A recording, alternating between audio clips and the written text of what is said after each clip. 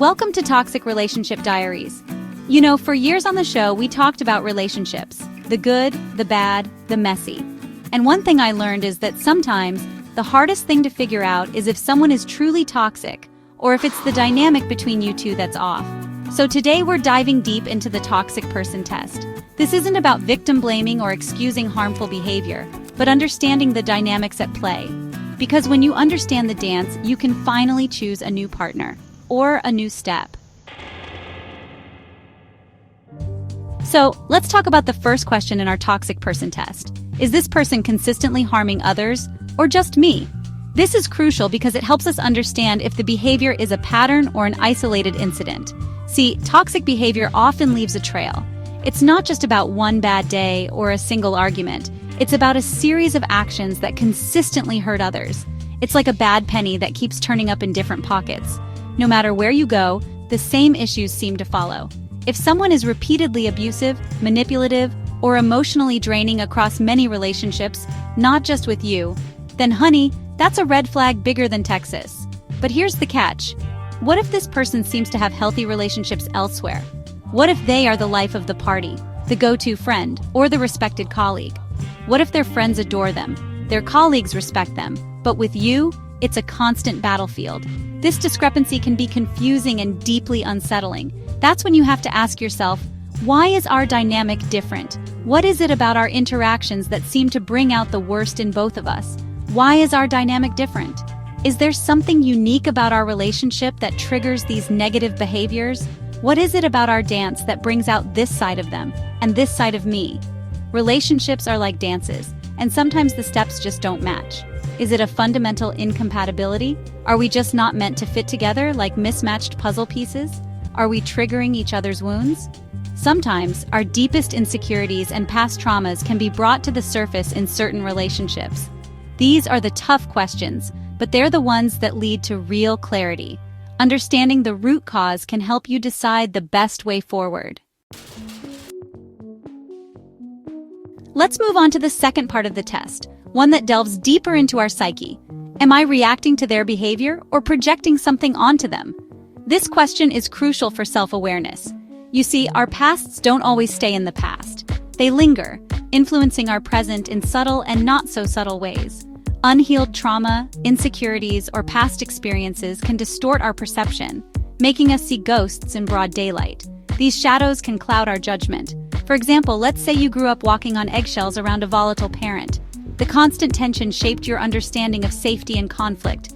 Every slammed door, every raised voice sent you scrambling for cover. These moments etched fear into your psyche. Now, you're in a relationship, and even a calm disagreement with your partner might feel like danger. The echoes of your past reverberate in your present.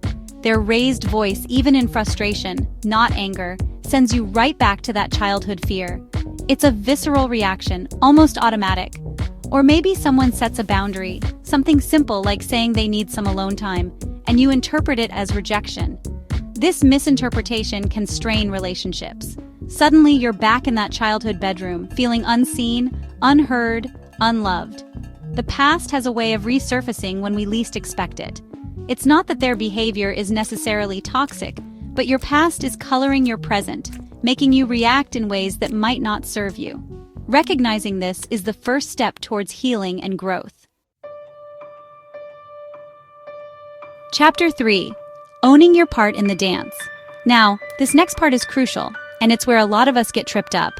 It's easy to point fingers and blame others for the toxic dynamics we find ourselves in, but real growth comes from introspection. The third question is, what role am I playing in the dynamic? This isn't about self-blame, but about self-awareness. See, toxicity is often fueled by cycles, patterns we fall into without even realizing it. These patterns can be deeply ingrained and hard to break. Think about the classic ones, the rescuer and the victim, where one person always feels the need to save the other. The avoidant and the anxious, where one person pulls away and the other clings tighter. The pleaser and the controller, where one person tries to keep the peace at all costs while the other exerts control. Now, I need to be very clear here. This doesn't mean you deserve mistreatment. Not at all.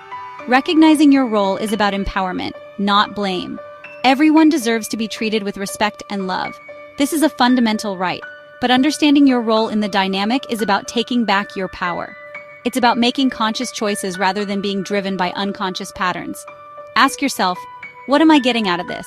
What need is this dynamic fulfilling for me? Maybe you're drawn to fixer-uppers, people you think you can save. This can be a way to feel needed or valuable. People you think you can save. Or perhaps you find a sense of purpose in being the rescuer. Or maybe you're afraid of confrontation, so you constantly people-please to avoid conflict. This can stem from a fear of rejection or abandonment. So you constantly people-please to avoid conflict. This behavior often leads to resentment and burnout. These patterns often stem from a deep-seated need for validation, for approval from others, for control, for love. These needs are natural but can lead us into unhealthy dynamics if not addressed. And until you address that root need, you'll likely find yourself in the same dance, repeating the same steps. You'll likely find yourself in the same dance, just with a different partner. The key is to break the cycle, just with a different partner.